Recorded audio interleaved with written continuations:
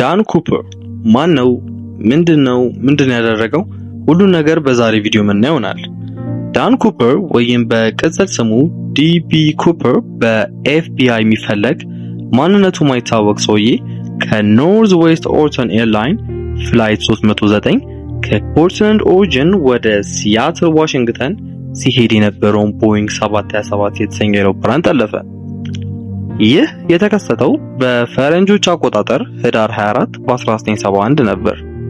ከዛ ይህ ሰውዬ ምን ያደረገ ይመስላችኋል? ለአውሮፕላን ሰራተኞች ቦምብ እንደያዘ እና እንደ ቤዛ 200,000 የአሜሪካን ዶላር ጠየቃቸው። ይህ የጠየቃቸው ገንዘብ በ2025 ከ1.6 የአሜሪካን ዶላር ጋር እኩል ነበር። የሚገርመው ነገር በዚህ አላበቃም። 4 ፓራሹት እንዲያመጡለት ካደረገ በኋላ ሲያትል ላይ አረፈ። ታጋቾቹንም ለቀቃቸው፣ ሁሉንም ከማን በስተቀር ከአውሮፕላን ሰራተኞች ውጭ። ሪኖ ኔቫዳ በኖርዝ ዌስት ዩናይትድ ስቴትስ በምትገኝ ትንሽ ከተማ ውስጥ ነዳጅ እንዲቀዱ ካደረጋቸው በኋላ ሁለተኛ በረራውን ጀመረ። ወዴት?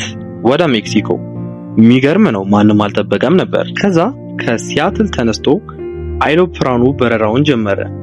ሙሉ እቅዱ ይሄ ነበር፣ ሰዎቹ ሳይጎዱ ብሩን ተቀብሎ ሁለተኛ በረራውን መጀመር። እርግጠኛ ነኝ እዚህ ጋር ሁላችሁም አንድ ጥያቄ ታነሳላችሁ። ብቻውን ከሆነ ለምን 4 ፓራሹት አዘዘ? የሚገርም ነው። የዛኔ ነበር ዲቢ ኩፐር ሰራተኞቹ የተበላሸ ወይም የማይሰራ ፓራሹት ሊሰጡኝ ይችላሉ በሚል 2 ዋና እና 2 ተጠባባቂ ፓራሹት ያዘዛቸው። ከዛ 1 ዋና እና 1 ተጠባባቂ ይዞ በሩን ከከፈተ በኋላ ጥቅጥቅ ባለ ደን በተሸፈነች በሳውዝ ዌስት ዋሽንግተን ዘለለ። የዛኔ ነበር ዳን ኩፐር አውሮፕላኑን የጠለፈው ዲቢ ኩፐር ተብሎ የተሰየመው። በማን ምክንያት? በአንድ ጋዜጠኛ አጻጻፍ ምክንያት። የዛኔም ተሰራጨ። በዳን ኩፐር ፋንታ ዲቢ ኩፐር ተባለ። የሚገርመው ነገር እስካሁን ድረስ ትክክለኛ ማንነቱ አልታወቀም። በ1980 ማለትም ከ9 ዓመት በኋላ የ8 ዓመት ልጅ 3 የታሸጉ በጥቅሉ 5800 የአሜሪካን ዶላር የሚሆን በኮሎምቢያ ወንዝ አጠገብ አገኘ። የዛኔ ኤፍቢአይ ምርመራውን ጀመረ። ሴሪያል ነምበሩን ቼክ ሲያደርጉ ዲቢ ኩፐር ወስዶት ከነበረው ብር ጋር ይመሳሰል ነበር፣ ግን ቀሪው ገንዘብ አልተገኘም። የዛኔ ነበር ይህ ክስተት ብዙ ሰው ጋር ጥያቄ አቅርቦ የነበረው። አንዳንድ ሰዎች ሞቷል ብለው ያስባሉ፣ ወንዙ ገሎት ብሩ እንዳመጣው። አንዳንድ ሰዎች ደግሞ በመቻኮል ብሩን ትቶት እንደሄደ። ግን ምንም የተገኘ መረጃ የለም ስለመሞቱም ስለመኖሩ። ከ45 ዓመት በኋላ ከአውሮፕላኑ ጠለፋ ጋር ኤፍቢአይ ማለትም ፌደራል ቢሮ ኦፍ ኢንቨስቲጌሽን ከባድ ምርመራ አካሄደ። ግን በድጋሚ ከዲቢ ኩፐር ጋር የሚዛመድ ማንነት ያለው ሰው አጡ።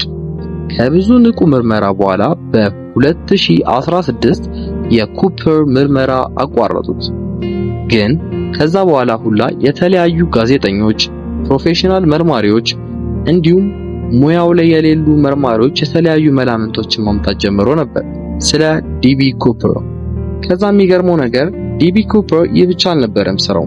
ከዲቢ ኩፐር እገታ በኋላ የተለያዩ ሰዎች ዲቢ ኩፐር ነን በሚል ስም አውሮፕላን ሊያግቱ ሞክረው ተይዘዋል።